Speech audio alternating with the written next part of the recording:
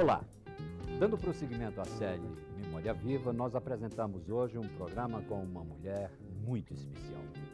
Trata-se da educadora Noilde Ramalho, responsável direta pelo excelente desempenho do complexo educacional liderado pela Escola Doméstica, uma referência na educação potiguar. Para entrevistar Noilde Ramalho, estão presentes no programa o professor Alvamar Furtado e o jornalista Carlos Lira, diretor da televisão universitária à época. Nós esperamos que você tenha um ótimo programa.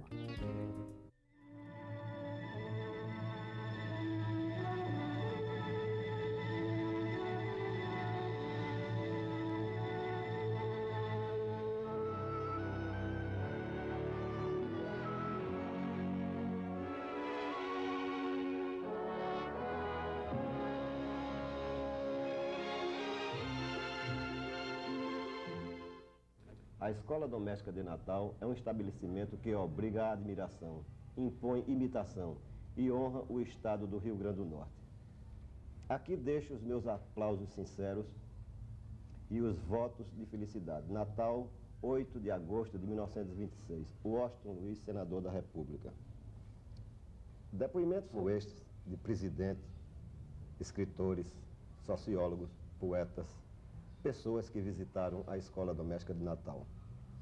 O depoimento de hoje é de uma pessoa que se confunde já com a instituição. Noilde Pessoa Ramalho. Conosco o professor Alvamar Furtado de Mendonça. Dona Noilde, essa sua capacidade de liderança, de conduzir as coisas com tamanha habilidade, parece que já vem da sua infância.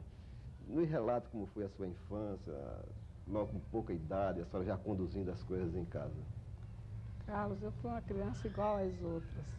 Uma família de 6 filhos, uma é sempre considerada predileta porque se distinguiu entre os demais por gostar de ajudar.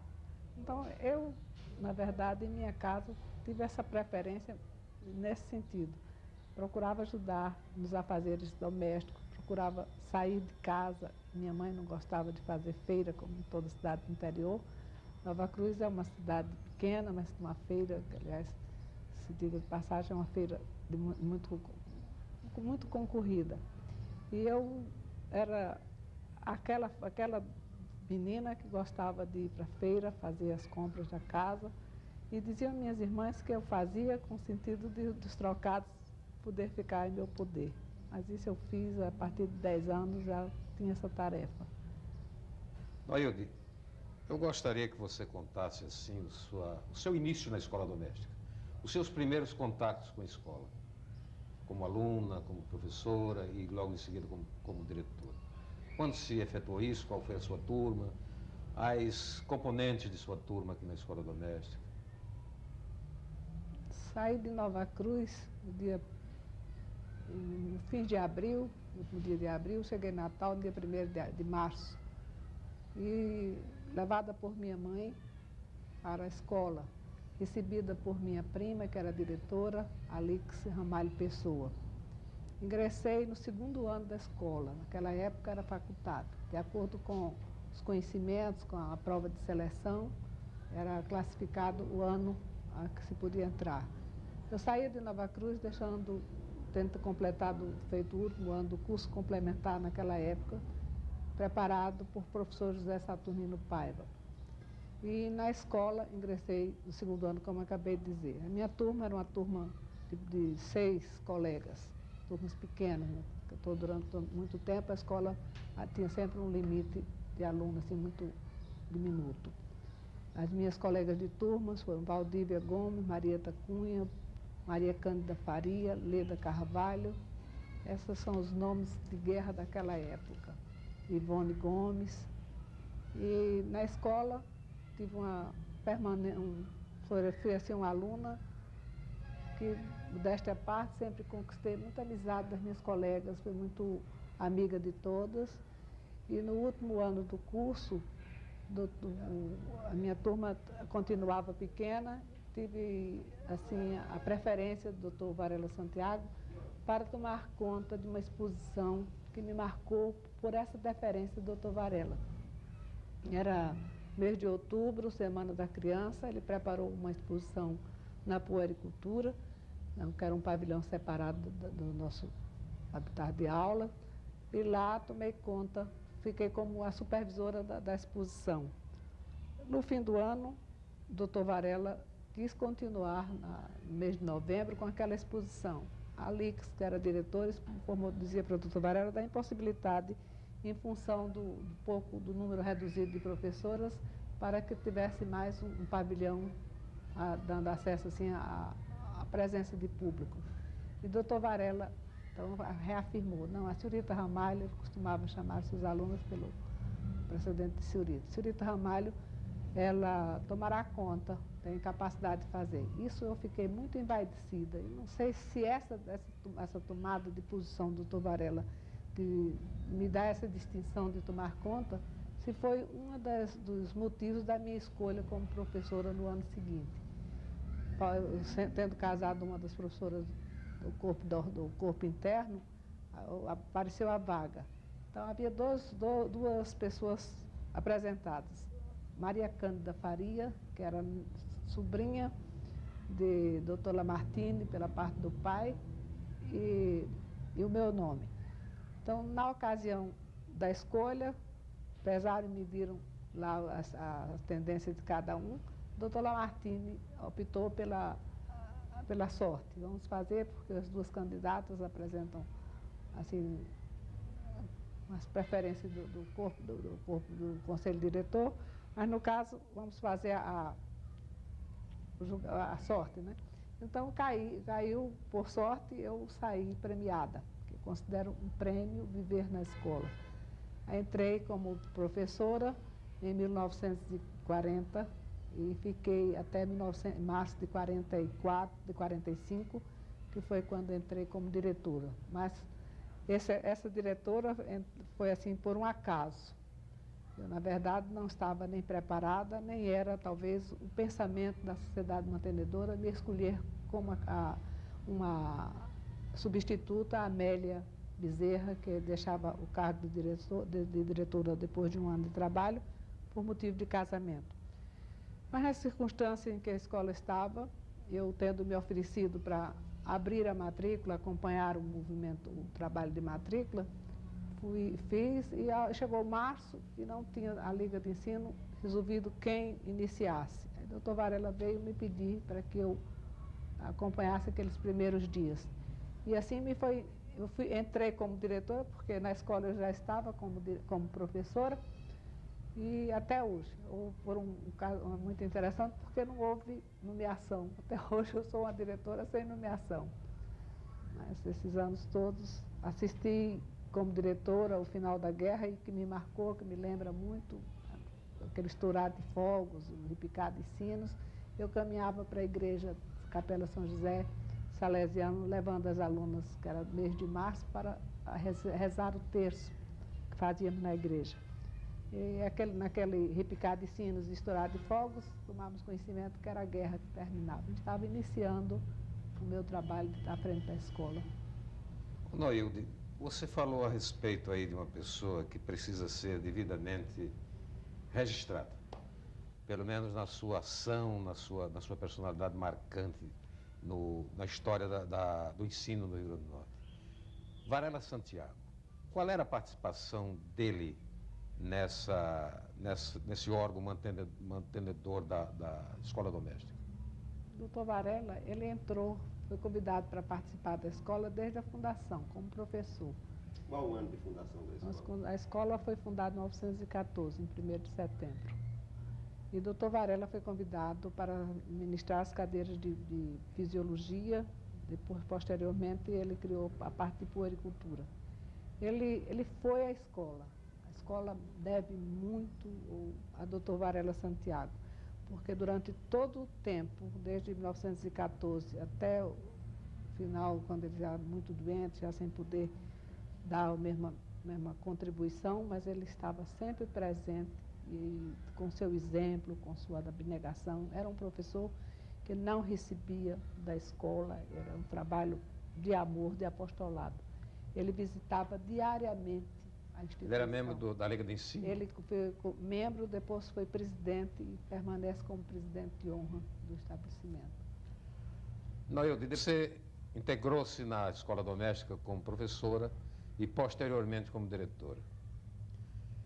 Então, você poderia nos dar assim uma ideia do espírito da escola?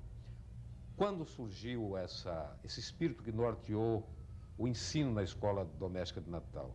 De quem partiu a ideia?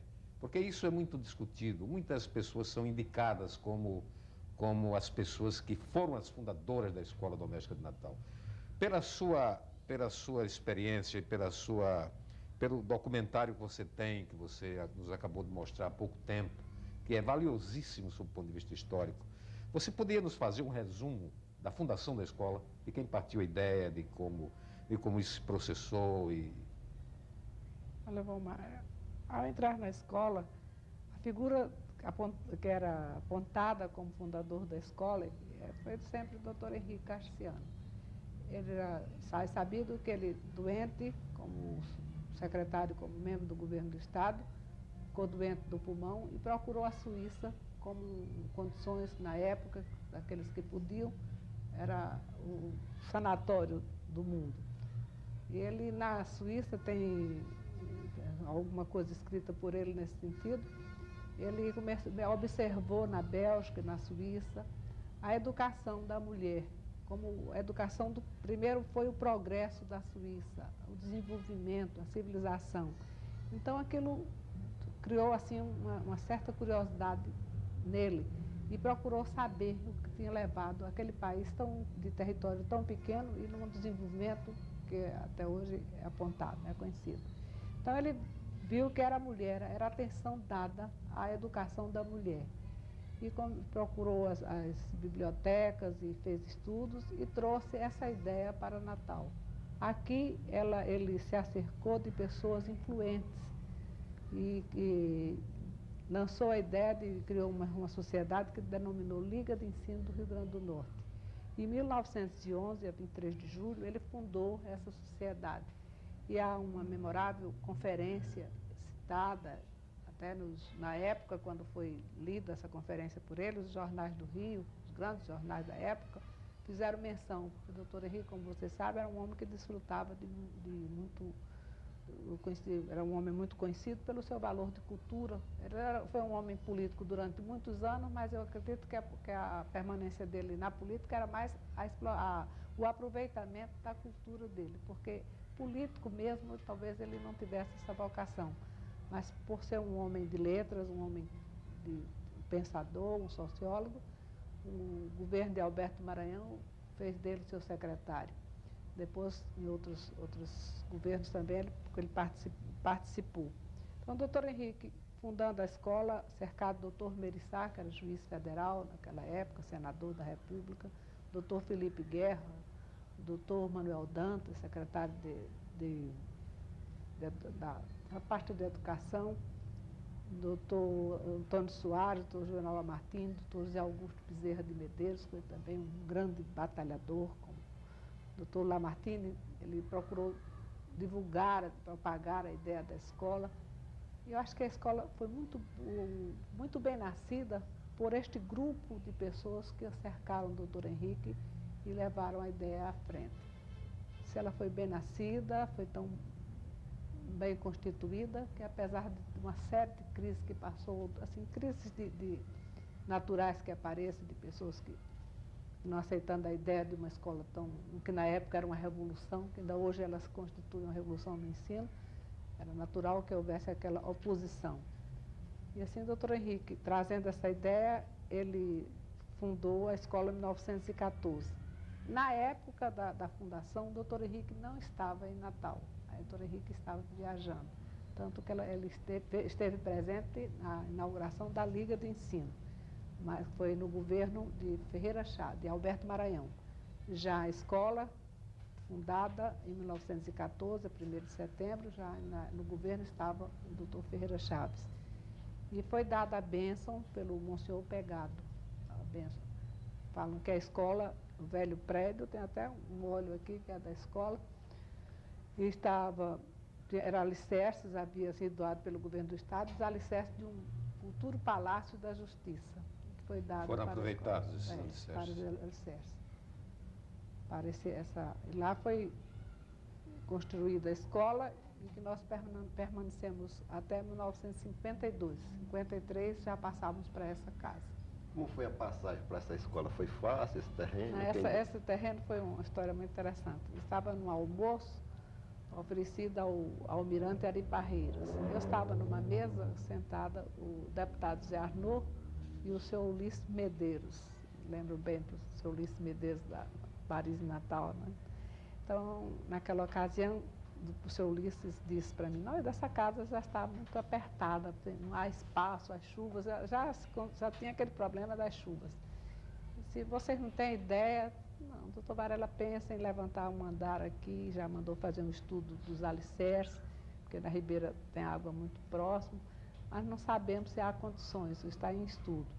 Mas não temos condições de adquirir um terreno em outra parte. O deputado Zé Arnaud morava aqui em frente, onde hoje é o 3º Distrito Naval, disse, em frente à minha casa tem aquele terreno desocupado, que é do antigo esquadrão de cavalaria. Se a escola pudesse adquirir, seria uma aquisição muito boa, porque o terreno é muito grande. Eu vi aquilo com muito entusiasmo.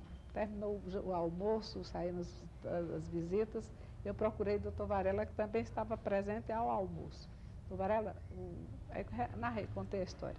O doutor Varela era calado, era um homem de poucas palavras, de muita ação, mas de pouca conversa. Me ouviu como se nada tivesse sido de novo.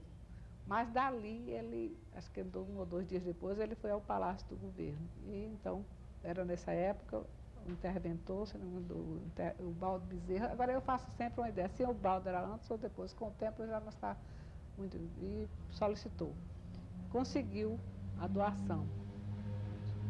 Não, primeiro foi o doutor José Varela, né? Depois a segunda doação é que foi do seu Baldo. Então conseguimos esse terreno e aqui foi implantado a pedra fundamental da nova escola doméstica. Aí vem os anos e onde arranjar dinheiro? Aquela dificuldade. Então, só vendendo essa casa poderemos mudar para outra. Com o prestígio, o trabalho de alguns, a boa vontade do doutor Varela, junto aos homens de prestígio político da época, doutor José Augusto e alguns outros políticos, o doutor Varela conseguiu algumas doações e fez assim uma pedra, uns alicerces aqui dessa parte inicial. Aí parou, não se podia levar à frente. Aí, então vem a ideia, como? Venda. Bem a ideia, aparece a notícia de que o INPS, daquela época era IAPC, estava tentando comprar um terreno para as suas instalações. Eu falo do doutor Varela. Na época era vice-presidente da República, Café Filho. Ele vem a Natal, hospeda-se em casa de Olavo Galvão. Mas o doutor Varela, pela intriga política da família do sogro, que era o doutor Lamartine, com Café, ele não se sentia bem de ir. Ele não era um inimigo, mas ele não se sentia bem. Então, veio para mim, senhorita Ramalho, a senhora tem que falar com o vice-presidente que está aí para ver se consegue interessá-lo nesta compra para o IAPC. Eu fui à casa de Olavo, fui recebida por Café, estava naquela época fazendo um repouso, porque lembra que está com cimenagem? Né? E ele me recebe e me promete que faria alguma coisa. Tempos depois, que não demorou muito, esteve em Natal, nós fomos procurados pelo Henrique Larroque, que à época era chefe ou presidente, não sei como era o cargo, ele era o presidente do Instituto. E vendemos então a velha casa. Foi assim de muitas lágrimas, de muitas saudades, desarrumar tudo que era tido assim como coisas que tocavam muito ao coração. Mas tínhamos atrás da escola 2 terrenos. Hoje um é ocupado pela Cotilda e um outro que fica bem atrás do Teatro Alberto Maranhão, que era chamada Vila Brasil, também era propriedade da escola, hoje não é mais. E nós colocamos o que nós tínhamos, todos os nossos móveis, tudo nesses eram casas antigas, umas casas bem grandes, e esperando que durante esse período de férias resolver aonde a escola começar o período escolar de 53. Foram muitas ideias, até de interromper, mas chegou a conclusão que seria a pior posição, seria essa de interromper um ano para as alunas. Então, com a escola em andamento, que estava a construção confiada a Dr. Hélio Lopes de Oliveira, era um engenheiro que tinha vindo para Natal construir a base naval. E permaneci em Natal, o Dr. Varela entregou o comando da construção a ele. E realmente foi muito eficiente. Nós nos mudamos em março de 53 para esta casa. Mas as alunas voltaram das férias, certo que a casa nova, a escola nova, tão prometida, estivesse concluída. Foi um desengano quando elas entraram, que não tinha nada, isso aí era areia, e a casa estava só o esqueleto levantado. Então, não tinha piso, não tinha janelas, o engenheiro tomou o cuidado de colocar uma porta da escada, nas duas portas de trás e a da frente da escada. O restante não tinha nada. Mas, mesmo assim, nós tomamos posse da casa. Havia uma construção dessa mangueira em frente do Parque das Crianças, que era o velho esquadrão de cavalaria. Por falar no esquadrão, nessa vinda do presidente Café Filha Natal, ele quis ver o terreno. Ou melhor, nós convidávamos para ele ver o que já tínhamos feito. E quando ela entrou no terreno, foi chegando perto desse quartel, disse: aqui eu fiquei preso 8 dias. Naquele entusiasmo que eu trazia para ele visitar, mas eu não sabia que ele ia ter uma recordação dessa, né? Sim, meu Deus, como é que foi cair? Mas ele levou na brincadeira, isso aí que se entusiasmou e me ajudou realmente. Aí começamos a... Mas o curso da escola não sofreu interrupção nenhuma? Não, continuamos, as alunas foram de uma demonstração, tanto que essa turma do ano de 53, eu acho que ela merece da escola sempre ser lembrada. Que aceitou tudo pela aceitação. As alunas elas tiveram aquele impacto, porque voltaram pensando que que era uma casa nova, né? Tiveram um impacto de entrada. Mas todas as dificuldades eram vencidas pelo entusiasmo das alunas. Nesse velho construção do esquadrão, era o refeitório e a cozinha. As salas de aula, uma semana estava num lado, outra no outro, foi sempre mudando.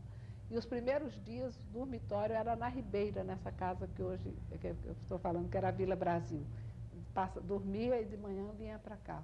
Mas com 2 semanas chegamos à conclusão que era muito difícil e resolvemos ficar de vez aqui. E assim foi os primeiros tempos dessa casa.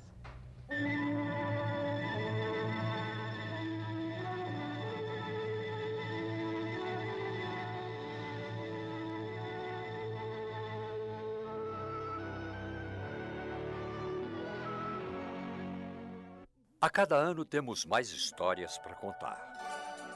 Mostramos a cara, soltamos a voz, discutimos, refletimos, criamos, comunicamos, ensinamos e aprendemos um pouco mais. TV Universitária do Rio Grande do Norte. Há 38 anos no ar.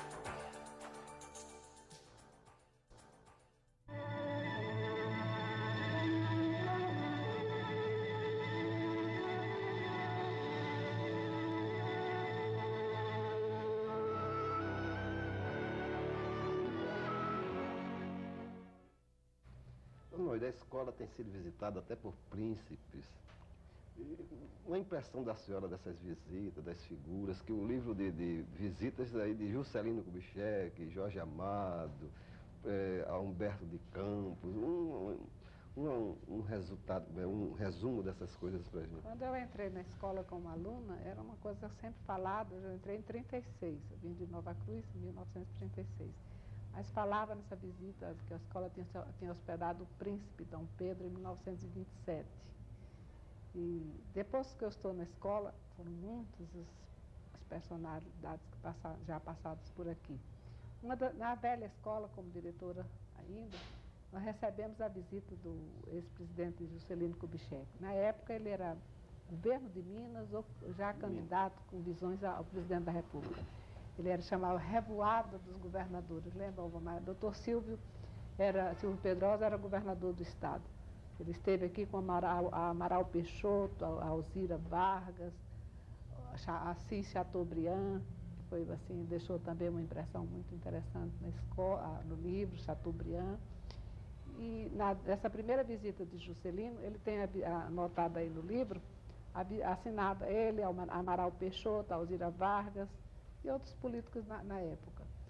Depois, também na velha escola, agora, hospedados, nós recebemos o Teatro de Valdemar de Oliveira, do Recife, ele, a senhora, todo aquele componente. E nessa época a escola se deu... Teatro Amadores de Recife, Amadores, né? Foi. E nessa época eles passaram a casa de Bernardo Alba. Bernardo Alba, me lembro disso. Foi muito interessante aqueles dias, era um entusiasmo. Quando na saída, ficaram muitas das alunas sendo artistas, né? Elas ensaiavam, ensinavam assim... Estimulou, foi. E talvez isso seja a grande vontade que eu tenho de doar à escola de um teatro. Talvez tenha iniciado nessa época, na visita desse teatro. E em seguida com a visita de Pascoal Carlos Magno, que aí já estava aqui na escola. Também, né, nessa ocasião que ele visitou, ele olhou toda a casa, veio com o Filinto Rodrigues, que também fez parte do serviço de teatro. Ele olha lá, quando chegou aí na porta de saída, disse, olha, um teatro... Ele começou a descrever, eu já via todas as alunas encenando, mas até hoje já fiz algumas tentativas. A mais forte foi na época de Domingos, quando o reitor chegou a mandar fazer um plano para um teatro, mas logo em seguida não foi possível. E assim foi. Depois dessa visita, nós tivemos aqui nessa casa, eu me recebido por mim, eu recebi o presidente Juscelino como presidente.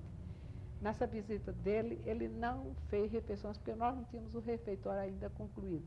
Era o doutor Silvio e o doutor Silvio Pedrosa, e ele levou as alunas da escola, nós preparamos o jantar e foi servido também pelas alunas no quartel da polícia, no salão muito bom. Lembro do doutor Silvio, tinha aquele gosto especial, né, pelas artes, trouxe aquele quadro de Miguelinha e ornou lá o salão, ficou muito bonito. Depois de Juscelino, da visita, nós recebemos a do presidente, depois da Revolução, do presidente Castelo Branco. O presidente Castelo Branco sentou naquele sofá que você está ali dentro. Ele, o ministro Raimundo Brito e o ministro Juarez Távora. O presidente Castelo Branco era um homem assim, muito ativo, muito ligeiro, né? Não parava, parecia que tinha pressa ali, estava adivinhando que ia morrer tão cedo. Depois que ouviu poucas coisas sobre a escola, disse, mas eu quero ver. Ele não se confiava só em ouvir, ele queria ver. Então saí para mostrar a escola. Ele ficou muito entusiasmado, porque as alunas estávamos fazendo uma construção e tinha muita pedrinha, essas pedrinhas essa branquinha de construção. As alunas tinham trazido um pouco de areia vermelha, aí nessa área verde, elas tinham jogado aquela areia e colocado em cima daqueles montinhos de areia as pedrinhas, viva o presidente. Ele ficou assim muito admirado, criou assim um impacto. E as alunas aplaudindo, batendo muitas palmas. Ele visitou a escola nessa parte até que foi ao refeitório. Nesse dia, elas fizeram uma serenata. Tinha um grupo grande que tocava violão e entre elas tinha uma voz muito bonitinha que era Tásia Vilar, hoje casada com Geraldo Furtado. Então, em voga estava aquela canção, Rosas Vermelhas para uma Dama Triste, né? Uma dama triste.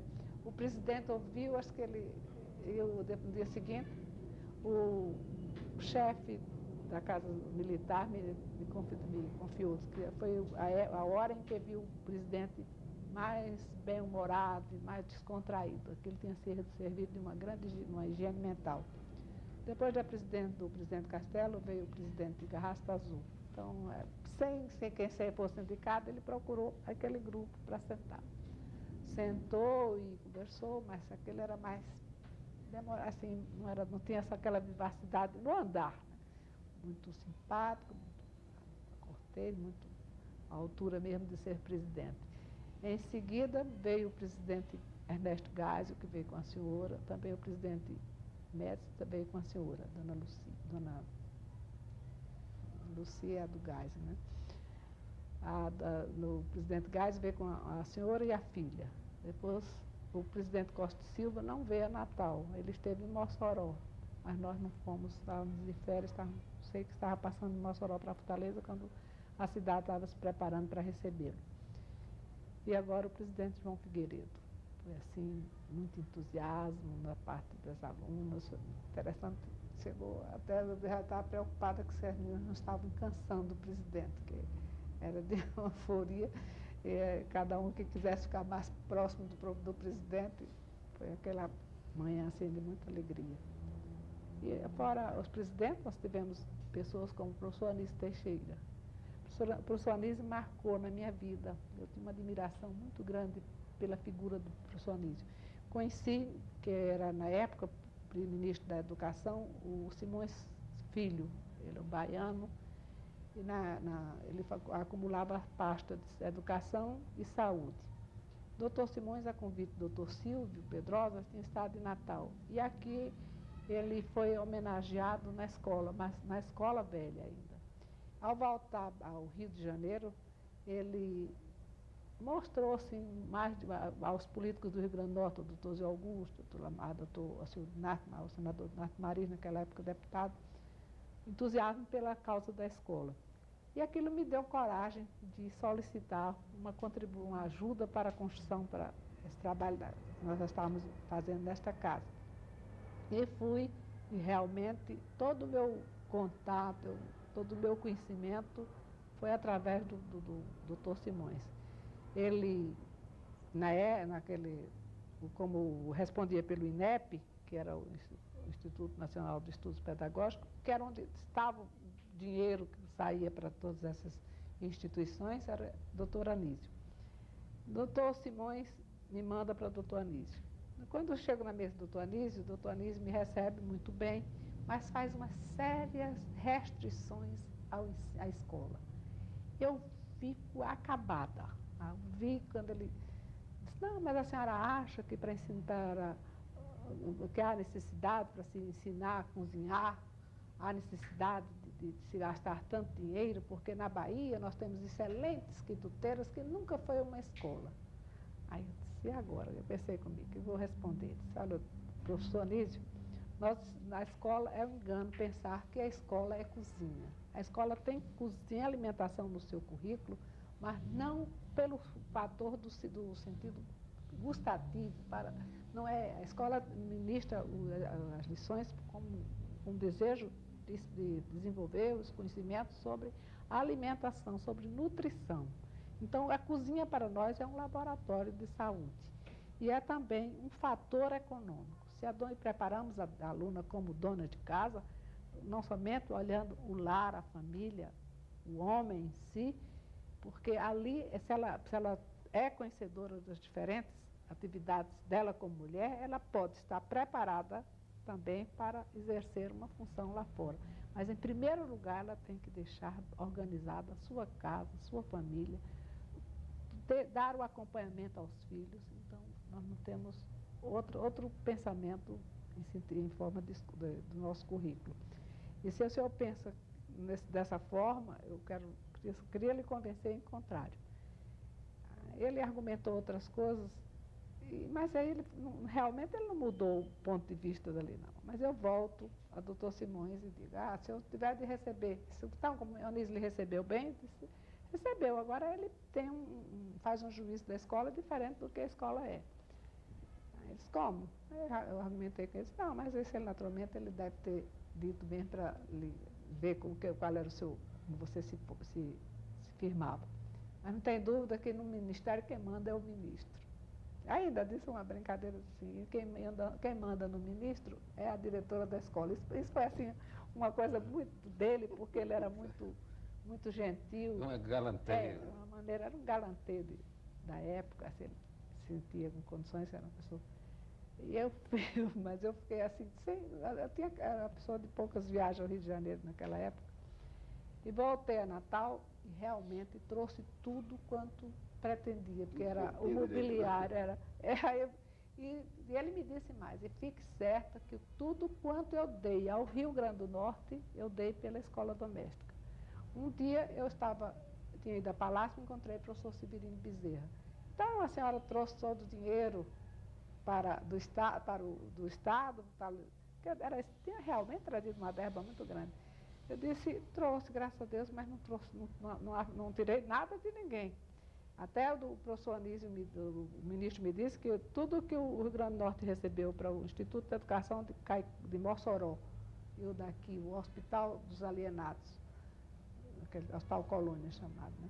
Foi tudo graças ao que a escola tinha deixado nele, aquela impressão boa que ele tinha levado do Rio Grande do Norte. Quando pensava no Rio Grande do Norte, vinha a escola doméstica. E assim foi de muito proveito, porque durante muitos anos eu encontrava aqueles que eram oficiais de gabinete da época do doutor Simões, passaram a ocupar outros lugares de destaque, chefes de diretores de diretorias de ensino, e assim levou muito tempo. Dona Oide, para que outras pessoas não tenham essa impressão de lá do doutor Anísio Teixeira, dê para a gente uma amostra, descreva como é o currículo da escola, como ela funciona. Mas eu gostaria, antes de saber, interrompendo assim, para não perder a sequência, eu gostaria de saber, Dona Ilde, se Anísio Teixeira reconsiderou essa impressão era dele. isso que eu queria dizer. Mas essa maneira que ele teve lá, essa maneira de pensar dele, ele modificou totalmente. Por passado algum tempo, ele veio a Natal e veio para visitar o Instituto de Educação, que tinha sido recém-inaugurado. Foi um dia de sábado, ele chega aqui, ele é muito ligeiro, e visita, então conversa mais demoradamente. Eu gostaria que, se você visse aí a impressão que ele deixa no nosso livro, para mim é mais proveitoso. Ele reconsidera, porque Anísio foi um dos homens inteligentes da educação. E que eu tenho a maior no Brasil. admiração por ele, e faço muita questão que seja feito isso, porque tudo aquilo que se ele disse pensando, ele modificou ao visitar a instituição, ao tomar conhecimento do que era ela. E este ano eu recebi uma professora que veio ano passado, veio fazer ela veio dirigir um trabalho de defesa de tese aqui na universidade. E veio, quando passou, que viu escola doméstica, ela disse, eu faço questão de visitar esta escola, que o professor Anísio Teixeira citava esta escola nas aulas dele. Adiou a viagem dela, veio. Quando ela leu a impressão, ela chorou. Depois, eu não sei se você lembra aquela revista Senhor.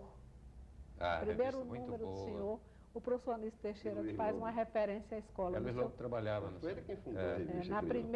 No primeiro número, ele cita as 3 coisas no Brasil que merecem destaque no setor de ensino.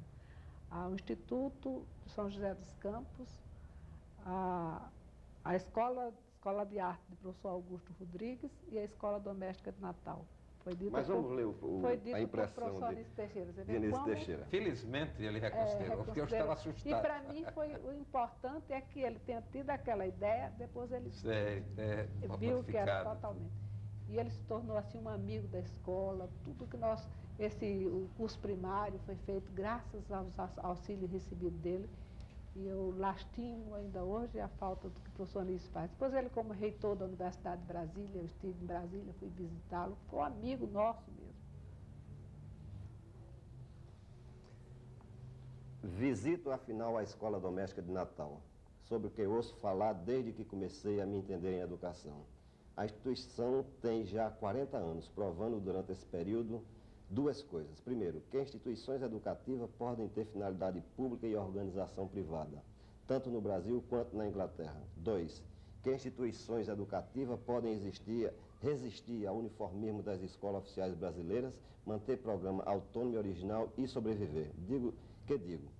Triunfar e apresentar o espetáculo que aqui assisto, entre surpreso e comovido, de uma escola que pôde se emparelhar com o que de melhor existe nos países de melhor e mais alto sentido, tradição educacional. Aos autores desse milagre, sobretudo à diretora, Dona Noilde, os meus parabéns e os meus agradecimentos de educador e de brasileiro. Natal, 11 de março de 1954, Anísio Espínola Teixeira.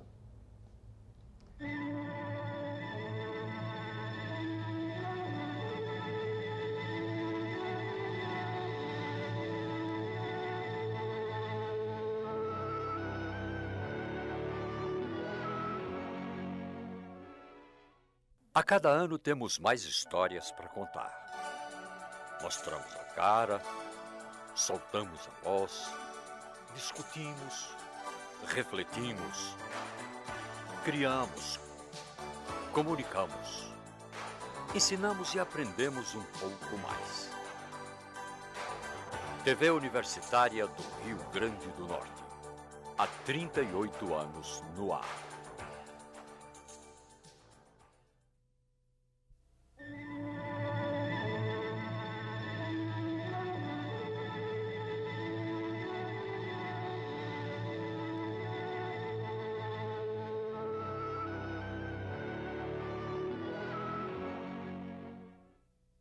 Vamos voltar, porque o que interessa muito aí nesse nosso depoimento, nesse seu depoimento, é o espírito da escola. Na realidade, a Escola Doméstica de Natal, pelo que se sabe, pelos depoimentos que nós temos conhecimento, revolucionou Natal. Natal era, na época, uma cidade conservadora, muito cheia de preconceitos. E eu sei que você teve a oportunidade de entrevistar Miss James, que foi em 1958, que foi uma das primeiras diretoras da escola. Você chegou a colher impressões dela a respeito da administração dela na época? Eu admirava a posição de Miss James assumida na escola. Ela entrou como diretora em 1917. O doutor Henrique foi a Recife pronunciar uma conferência e entre assistências estava Miss James. Depois da conferência, ela procurou o doutor Henrique para parabenizá-lo. A escola teve assim as suas dificuldades de manter o pessoal que vinha da Europa para Natal. Natal, aquela 1914, até hoje é uma cidade pequena, imagina naquela época. Então, essas professoras, elas não se aclimatavam, elas não se identificavam bem pela falta de domínio da língua e até pela maneira de vida da cidade. E foi Miss James, que já estava em Recife, convidada. Ela, nessa época, ela estava ensinando no Colégio Agnes e era missionária protestante, veio a serviço da religião em Recife. Mas a Natal, ela veio como diretora da escola. Em 1917, ela assumindo a escola, estava desenvolvendo um trabalho excelente, segundo tudo que se encontra na vida da escola. Ela pediu ao corpo diretor da Liga de Ensino, professores auxiliares, foram contratados algumas norte-americanas para integrar o corpo docente da época. Então, ela deixou firmada aquela estrutura da escola. O que nós temos hoje, que apesar de ter sido fundada, a primeira diretora era uma romaica, mas o que se tem hoje foi o trabalho de Miss James. E ela, durante esses anos, as ex-alunas, que são muitas, que foram ex-alunas da Miss James, e são encantados pela posição, dizia o doutor Varela Santiago, que ela não admitia uma classe ficar sem aula. Então, ele achava uma graça, porque se faltava o professor de português, ela entrava para dar aquela aula de português. Ela, uma americana, né, mas não deixava sem aula.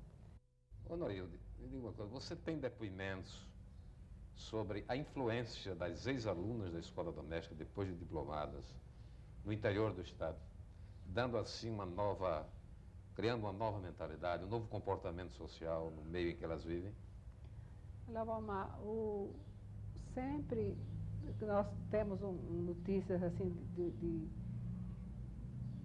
no setor de saúde, de promoções filantrópicas, e temos conhecimento que é sempre organizado pela aluna da escola. Há uma exigência, nossa aluna, por isso eu digo muitas vezes quando me reúno com elas, vocês têm a idade das alunas dos outros colégios, mas não tem, mais de vocês, a sociedade cobra muito mais do que a elas. Então, vocês têm que ter consciência disso para que possam responder satisfatoriamente lá fora.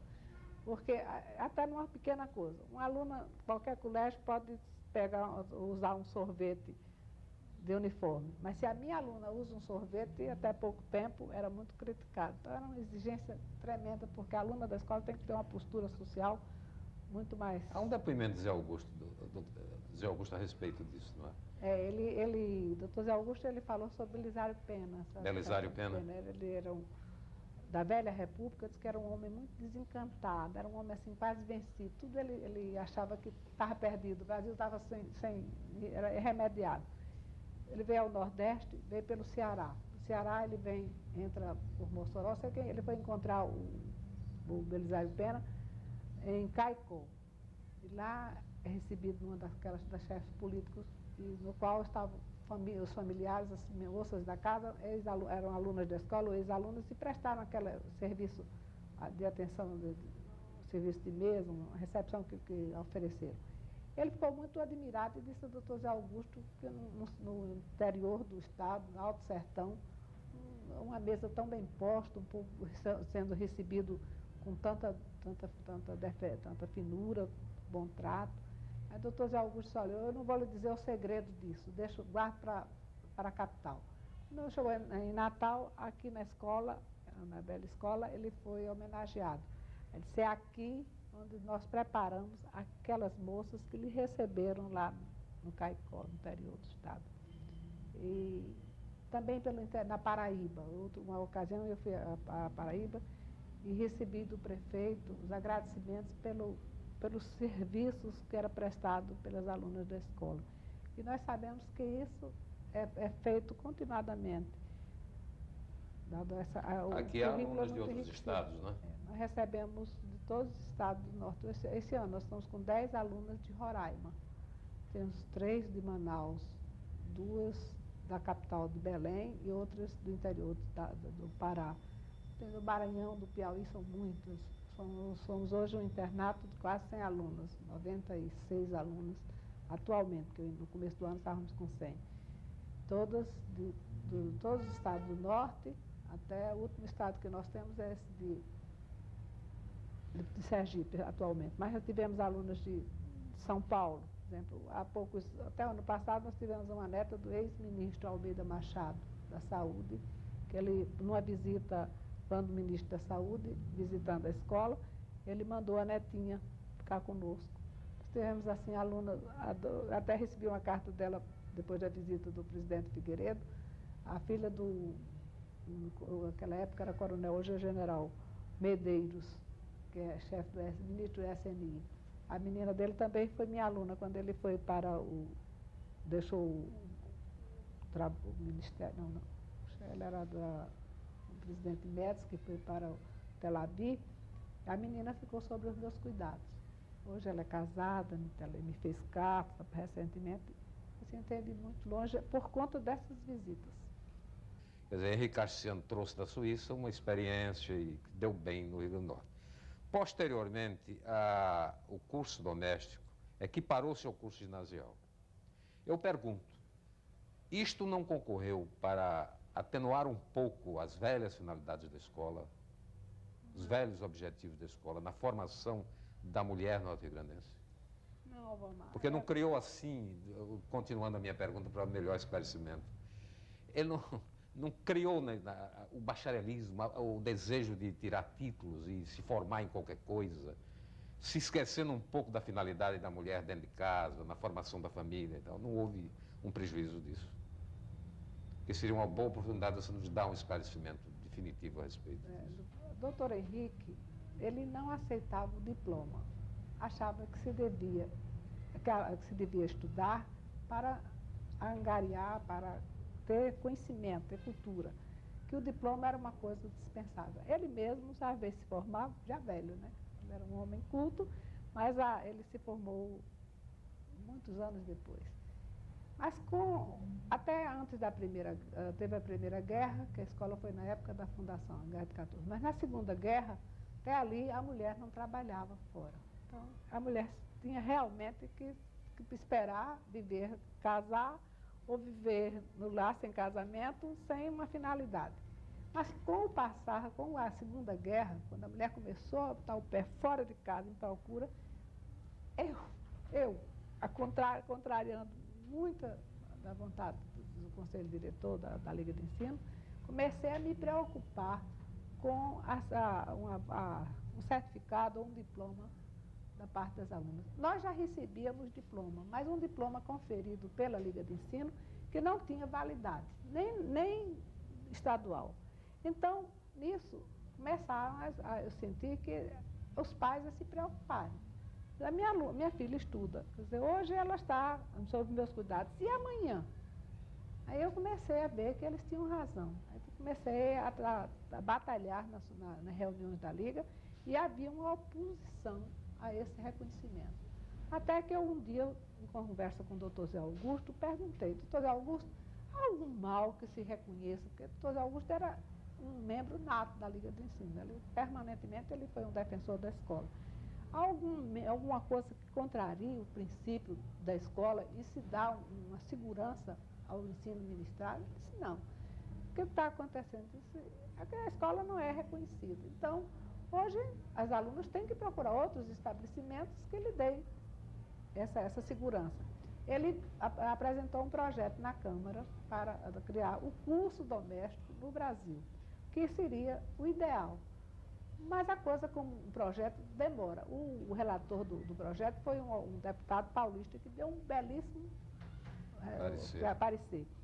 Mas a coisa caminhava muito lentamente. Até quando esteve em Natal visitando a escola, o vice-presidente Café Filho e perguntou o que era que eu estava precisando para a escola. Eu disse, o reconhecimento do seu curso. Ele então, naquela época, era ministro da Educação, o Cândido Mota, né? E eu vou ao Rio e ele então faz uma portaria reconhecendo a escola, dando a validade, o ensino, pela uma lei que tinha sido criada para atender ao seminário. Nessa lei, os alunos da escola teriam que fazer prestação de exames das matérias que não tinha no nosso currículo, que era latim. E uma parte de matemática que tinha sido tirada, tinha tido um tempo, depois tinha saído, que era a complementação. Nós estávamos só com aritmética e faltava a parte de física que tinha sido retirada. Então, para fazer essa complementação. Bem, ajudou. Muitos dos nossos alunos fizeram essa complementação e ingressaram em concursos para fazer jus a uma função remunerada. Concurso de títulos. De títulos e até aí a universidade ainda não existia em Natal. Então, a coisa ainda estava em âmbito de viver no Rio Grande do Norte por sua casa. Com o passar do tempo, vem a universidade. Aí cria aquela nova onda de anseios na parte da clientela da escola. Porque os outros chegavam até a universidade e o nosso, a aluna, ficava impossibilitada. Quando eu tive a ideia de que a escola passasse a segundo grau. Foi nessa visita do ministro Oliveira Lima, que eu vou a Brasília, que ele cria o ensino, ele arruma, porque precisava ser arrumado, né? Nós tínhamos um curso de 5 anos. Todas as nossas matérias iam em conteúdo ao segundo grau, mas era um curso só de 5 anos. Então, para estar dentro da lei, ela teria que ter a divisão, 4 anos e mais 3. Isso não foi difícil, nem o que nós dávamos tinha de sobra, porque nós tínhamos disciplinas a mais do que era dado. E era fácil de entender que nós tínhamos uma escola de internato. A aluna passava às 8 horas, não era um curso muito mais profundidade, porque tínhamos muito mais tempo dentro da escola. Então, o curso ficou assim constituído. Primeiro grau, que hoje é aquele curso primário do 1º ao 4º, e do 5º ao 8º, forma o 1º grau. E o 2º grau, do 1º ao 3º ano. Então, ainda a portaria do ministro tem um destaque especial. A nossa aluna recebe um diploma que dá direito a ela ser professora de matérias de educação doméstica nas escolas de 1º grau. Agora, com o advento da universidade, a aluna corre para a universidade e poucas procuram ficar com esse título de 2º grau. Agora, com isso, não modificou a nossa parte do curso doméstico. Nós continuamos insistindo quando elas entram na escola, que isso tem sido motivo, às vezes, de até certo debate em reunião de pais, porque uma ocasião uma mãe disse, por que você não faz um currículo para aquelas que querem fazer a parte doméstica e para quem não quer. Porque elas gostam da escola, mas não queriam se preparar melhor para o vestibular. Até respondendo isso, elas não precisam nem vestibular, só no pórtico da escola já tem escola doméstica. Então, aquilo já é um teste. Quem entra para a escola já sabe para quê, tem uma finalidade. Quem não tem vocação para esse tipo de ensino, não vem. Agora, porque ele é realmente mais pesado. Porque nós temos que dar todas as matérias do currículo geral e as matérias específicas do curso da escola. Isso faz uma carga horária bem mais pesada. A parte prática, nós temos a casa de prática, onde elas atuam como donas de casa durante uma semana. Um dia é para aprender a mandar e ser mandada. Ela é dona de casa num dia, no dia seguinte ela passa a ser ajudante, e a dona de casa é quem manda. Tem o setor de puericultura, o Instituto de Puericultura, que tem o nome do Dr. Varela Santiago, onde elas ficam com uma mãe durante uma semana. Nessas da puericultura é mais exigência, porque na dona de casa ela vem de segunda a sábado, folga o domingo. Mas na puericultura ela vem de segunda a segunda, para poder dar um pouco a noção da responsabilidade da mãe perante o filho. Quer dizer, não existe o lazer do domingo, ela tem que estar com a atenção voltada para aquela responsabilidade. Quer dizer, sem prejuízo da formação doméstica da mulher, houve uma outra opção, né? Essa. Que aí elas têm hoje condições de chegar à universidade sem fazer. Então, nós apertamos um pouco o currículo. No terceiro ano, elas fazem em forma de cursinho. Toda a parte do curso de matérias especiais é no primeiro e segundo ano do segundo grau. No terceiro, nós damos livre, só para cursinho mesmo, não tem matéria prática, para poder serem mais exigidas. Então, Noilde Ramalho, a escola doméstica hoje? Eu acho que a escola hoje é a mesma de ontem. Ela tem o mesmo pensamento em relação ao seu todo. É pensar sempre na aluna, na mulher do futuro, fazendo dela um elemento que possa ser ajustado à sociedade e lhe dar bons frutos. Disciplinando-lhe a vontade. Esse é um sentido de uma frase do doutor Henrique Castiano, que a vontade disciplinada é o triunfo das grandes vitórias. E nisso sou muitas vezes olhada como muito exigente em disciplina. Mas eu ainda não me arrependi das vezes que eu exijo disciplina, porque anos depois a aluna volta para me agradecer aquilo que foi exigido numa hora, que no momento para elas era o ideal, mas que para a escola correria o perigo do futuro. E a escola hoje é a escola que pensa em melhorar sempre. Nós estamos estamos em organização para o mês de setembro de um seminário em economia doméstica, para que no ano próximo, que a escola completa 70 anos, possamos desenvolver isso em forma de um congresso. Uma miniatura de congresso, porque nós vamos fazer dentro do nosso contexto, usando as alunas, porque achamos que elas que têm que ser mais exploradas, mais trabalhadas no desenvolvimento futuro da escola. E a escola pensando também na sua melhoria através da biblioteca. Hoje nós temos uma biblioteca crescida, um pessoal sempre procurando se renovar, aumentando o número de obras para que a aluna possa ter essa grande contribuição. Uma escola que pensa, estou dando aí um lugarzinho a esse teatro, que eu não posso me desassociar dessa ideia, e em futuro próximo nós queremos dar até o nome de Chicuta ao nosso teatro, porque Chicuta foi uma professora casada com Túlio Fernandes. Ela escreveu peças, foi levada no teatro na época em que as festas de encerramento cabia uma peça, uma lembra dessa época. Você também deve ter assistido algumas vezes as festas finais da escola, em que era apresentado, e era sempre em benefício. Eu penso que devo cumprir com a minha missão junto à escola. Agora, a última palavra é de agradecimento a vocês que tiveram a atenção, a paciência de me ouvir esse depoimento que deve ser assim, para a escola, deve ter um pouco do seu valor, mas vocês, para me ouvir com tanta paciência, com tão boa vontade, peço desculpas pelas falhas. A todo esse corpo de auxiliares da TV, tão gentilmente, até essa hora estão aqui presos a esse trabalho. A escola é agradecida em meu nome.